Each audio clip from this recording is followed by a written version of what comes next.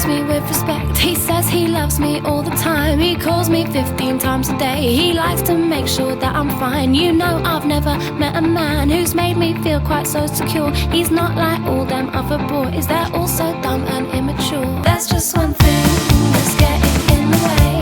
When we go up to bed, you're just no good. It's such a shame. I look into your eyes, I want to get to know you, and then you make this noise and it's apparent it's all over.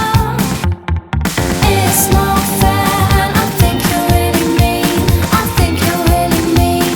I think you're really mean. Oh, you're supposed to care, but you never make me scream. You never make me scream. Oh, it's not fair and it's really not okay. It's really not okay. It's really not okay. Oh, you're supposed to care, but all you do is take.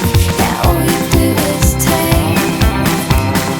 Oh, I lie here in the wet patch in the middle of the bed. I'm feeling pretty damn hard done by. I spent ages giving head, then I remember all the nice things that you've ever